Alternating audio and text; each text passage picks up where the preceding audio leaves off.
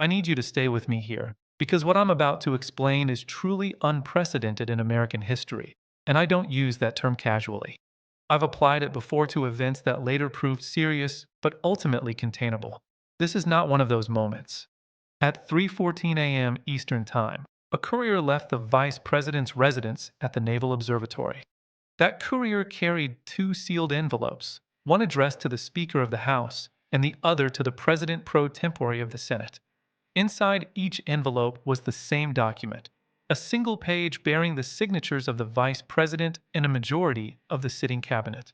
That document stated, using the formal language required by the Constitution, that the President of the United States is unable to discharge the powers and duties of the office. If you are just joining us now, subscribe immediately. This is not a drill. This is not rumor or analysis. This is constitutional process unfolding in real time, and it is critical that you understand what is happening. Section 4 of the 25th Amendment has been invoked for the first time in American history. But this is where the situation moves from constitutional procedure into a full-scale crisis. The president is not accepting the declaration. He is not stepping aside. According to multiple sources, the president remains inside the White House, physically barricaded in the residence, directing the Secret Service to block the vice president from entering the grounds, and publicly asserting that this is not a lawful constitutional action, but an illegal coup against a sitting president. That means, right now, the United States has two individuals claiming to be commander-in-chief, two people issuing directives, two people asserting presidential authority. And caught directly in the middle of that conflict is the entire machinery of the federal government, beginning with the institutions that control the nuclear arsenal. Before we go further, we need to be clear about what Section 4 of the 25th Amendment actually says and how it works, because misunderstanding it is part of what's fueling this crisis. When most people think of the 25th Amendment, they think of succession. The president dies and the vice president assumes office. That is Section 1. It is straightforward and has been used. Section 4 is entirely different. It was written for a scenario the authors hoped would never occur. It applies when a president is alive, conscious, and asserting authority. But the vice president and the cabinet conclude that he cannot or should not continue exercising presidential power. That could be because the president has suffered a stroke and cannot communicate. It could be because he has undergone surgery and is incapacitated. Or, in the most difficult scenario, it could be because those closest to him believe his judgment has become so impaired and dangerous that it threatens the republic itself. Under Section 4, the Vice President and a majority of the Cabinet, 8 signatures, transmit a written declaration to Congress stating that the President is unable to discharge the powers and duties of the office. The moment that declaration is received by congressional leadership, presidential authority transfers to the Vice President. There is no vote, no hearing, no court review. It happens instantly, like a switch being flipped. That transfer occurred at 3:14 a.m. today. Constitutionally and legally, the Vice President became acting president at that moment. However, the Constitution provides the President with a response. If the President sends a written declaration to Congress stating that he is able to serve, his powers are restored, unless within 4 days the Vice President and Cabinet submit a second declaration contesting that claim. If they do, the issue moves to Congress for resolution. We are currently in the earliest phase of this process. The initial declaration has been delivered. The President has not yet submitted his counter-declaration. Those sources indicate it is being prepared. Some historical context is essential here. In October 1919, President Woodrow Wilson suffered a severe stroke. He was partially paralyzed, his speech was affected, and his cognitive abilities were significantly reduced. For the final 17 months of his presidency, the American public was largely misled about his condition. His wife, Edith Wilson, tightly controlled access to him, deciding which documents he saw and which advisors could meet with him. She effectively managed presidential decisions while maintaining the appearance that he remained fully in charge. When the truth eventually became known, it alarmed lawmakers. The idea that the presidency could be effectively immobilized by a medical crisis with no constitutional solution became deeply troubling. That concern intensified after the assassination of President Kennedy. What if Kennedy had survived but been left unable to communicate? What if a president suffered a major medical event during a nuclear emergency and could neither act nor be replaced? The 25th Amendment, ratified in 1967, was designed to address exactly those situations. Its purpose was to ensure continuity of government and to guarantee that the country would never be left without a functioning chief executive. But the architects of the amendment assumed something crucial: good faith. They assumed that if the cabinet took the extraordinary step of declaring a president unable to serve, the president would recognize the seriousness of the situation and comply with the constitutional process. They did not envision a president who would simply reject the Constitution itself. Hit the like button if you understand how high the stakes are right now. Engagement determines whether this information reaches the people who need to hear it. Here is what we are hearing from inside the White House. Multiple sources describe an atmosphere of chaos. Staff members are openly crying in hallways. Some are packing their offices. Others are destroying documents. The Chief of Staff, who reportedly refused to sign the Section 4 declaration, is now overseeing a communications effort portraying this event as an illegal seizure of power. At the same time, other aides are drafting executive orders intended to fire every cabinet member who signed a declaration. The president wants the Secretary of State, the Secretary of Defense, and the Attorney General removed. This creates a constitutional paradox that legal scholars have never had to confront in practice. If the cabinet signed the declaration first and presidential power transferred the moment it was delivered, can the president then dismiss those cabinet members? Do their signatures remain valid if they are fired? Or did they cease to be his subordinates the instant the document reached Capitol Hill? There is no precedent and no definitive answer. The Constitution is silent on this point because its authors assumed no one would ever attempt to exploit it in this way. What we are witnessing is a government existing in two conflicting realities at once: two command structures, two chains of authority, two sets of orders that cannot both be lawful. And nowhere is this contradiction more dangerous than in matters involving nuclear weapons. Stay with me, because this is where the situation becomes truly alarming. Wherever the president goes, he is accompanied by a military aide carrying a briefcase, the nuclear football. It contains the authentication materials required to authorize a nuclear strike. The vice president is also assigned a military aide with an identical briefcase. Under normal circumstances, the vice president's codes are inactive, serving only as a backup. They become active only if the president is confirmed dead or formally incapacitated. At 3:14 a.m., when the Section 4 declaration was delivered, the vice president constitutionally became acting president under the text of the amendment. That means his launch codes should have activated at that moment, and the president's codes should have been disabled. But who actually makes that call? Who flips that switch? That decision runs through the National Military Command Center at the Pentagon. According to sources, the chairman of the Joint Chiefs of Staff is currently in the most secure room in the building, confronting a question no chairman has ever faced. Which codes are valid? Whose orders are lawful? If the president were to issue a nuclear order right now, does the military carry it out? Or do they refuse on the grounds that he is no longer commander-in-chief? If they refuse and are wrong, they commit the most serious act of insubordination in American history. If they comply and are wrong, they carry out an illegal order from someone who no longer holds presidential authority. And nuclear deterrence depends on certainty. It relies on adversaries knowing, without doubt, that American nuclear forces operate under clear and unified command and control. The moment uncertainty enters the picture, the moment there is visible confusion over who controls those weapons, deterrence begins to erode. America's adversaries are watching this unfold right now. They are seeing the U.S. chain of command fracture in real time, and they are calculating their next moves. So the question becomes, why did the cabinet act now? Why invoke Section 4 tonight, of all nights?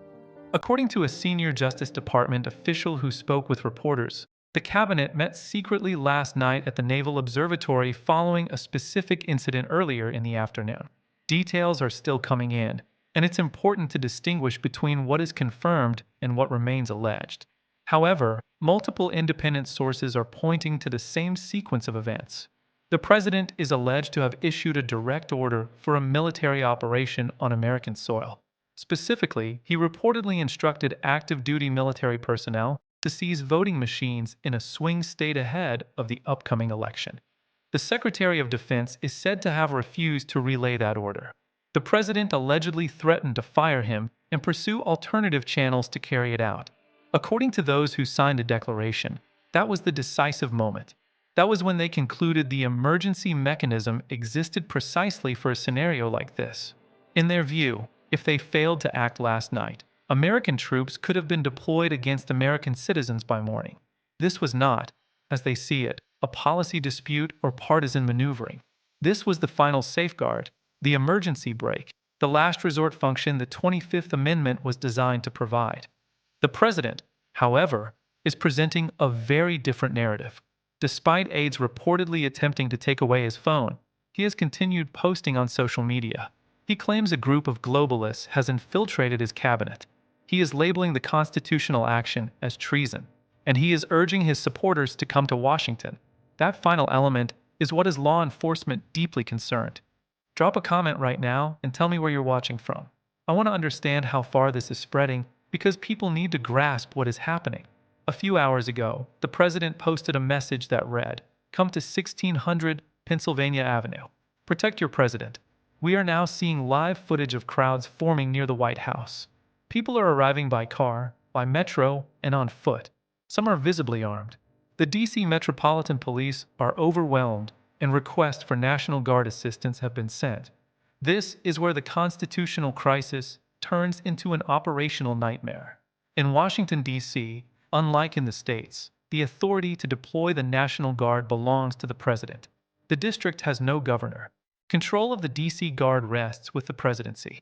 So if the vice president, who is constitutionally the acting president, orders the Guard to secure the perimeter and protect federal buildings, and the president issues a counterorder telling those same units to stand down, whose command is lawful, who do those soldiers follow? The man who was elected or the man who currently holds authority under the emergency provisions of the 25th Amendment? There is no handbook for this, no training scenario, no precedent. Every commander, every officer, every service member is now making individual judgments about which orders to obey. A wrong decision in either direction could have catastrophic consequences. Now let's talk about the Secret Service, because what's happening there may be the most immediate flashpoint. Secret Service agents are trained to protect the president above all else. They build trust over years.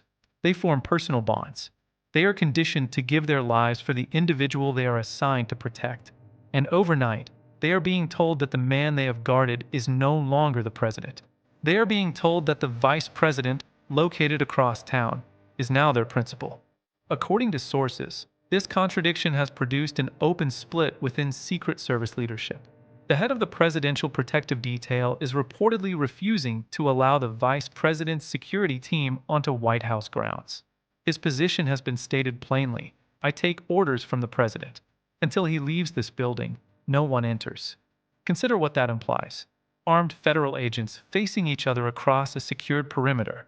The president's detail on one side, the acting president's detail on the other. Both convinced they are following lawful instructions. Meanwhile, the vice president is improvising. He cannot enter the Oval Office. He cannot access the Situation Room. He is attempting to run the executive branch from the Eisenhower Executive Office building next door, operating out of a conference room, and coordinating with whatever cabinet members and staff recognize his authority. The elected president controls the physical seat of power. The constitutional acting president holds legal authority. Neither can remove the other. Without risking a confrontation, no one is prepared to manage. Subscribe now if you haven't already. Turn on notifications. You need to be here for what comes next, because the constitutional clock is now ticking. Here's how this process moves forward. Under the text of the amendment, the president has the right to send a written declaration to Congress stating that no inability exists and that he is capable of discharging the powers and duties of his office. Sources say that letter is being drafted right now. The moment it is delivered to the Speaker of the House and the President pro tempore of the Senate, presidential power immediately snaps back to him, just as it transferred away instantly when the Cabinet's declaration arrived. At that point, the burden shifts.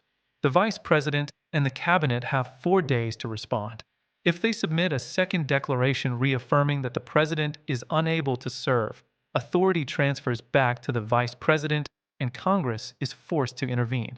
Under the amendment, Congress must convene within 48 hours and then has 21 days to decide the issue. The bar is extremely high. Permanently removing the president requires a two-thirds vote in both the House and the Senate. If that threshold is not reached, the president regains his powers. That means we could be facing 21 days of constitutional limbo. 21 days in which the legitimate holder of presidential authority is genuinely disputed. 21 days during which every executive action, every military order, and every diplomatic communication exists in a gray zone of contested legitimacy. Financial markets are already reacting. Futures are dropping sharply. Foreign governments are in turmoil. One report indicates the British Prime Minister attempted to call the White House and was placed on hold for 20 minutes because no one could determine who was authorized to take the call. This is what systemic breakdown looks like. This is what Americans have watched unfold in other countries while telling themselves it could never happen here. It is happening here. And there is a real and immediate risk of violence if the president continues urging supporters to gather at the White House. If those crowds attempt to breach the perimeter, if law enforcement or military personnel are trapped between conflicting orders to disperse or protect them, this stops being a constitutional dispute. It becomes an armed confrontation on American soil. It becomes the possibility of Americans killing Americans over a contested presidency. The Constitution was designed to bend under pressure. It has bent before, during the Civil War, during Watergate, during disputed elections. But it was never designed to be pulled in this many directions at the same time. What we are witnessing is the American system of government pushed to its breaking point. And the next decision made by a single person in a single room may determine whether it holds. I am staying on this story. I have live feeds from the White House, the Capitol, and the Pentagon. If the president sends his counter declaration to Congress, I will read it to you in real time. If the Joint Chiefs issue a statement, you will hear it here. If there is any movement at any of these locations, we will cover it live. Do not assume this resolves quietly. Do not assume institutions will hold simply because they always have. Do not assume that guardrails written on paper will function when tested by someone willing to ignore them. The 25th Amendment has been invoked. The president is refusing to comply. Two chains of command are asserting authority. Armed agents are facing one another. Crowds are gathering. The world is watching. Like this stream. Share it. Send it to everyone you know. This is one of those moments when history pivots, when the future is decided in real time. People need to see this. They need to understand what is happening to their country right now. The pin has been pulled. The only question left is what happens next. Stay here. Stay alert. I'll be back the moment anything breaks.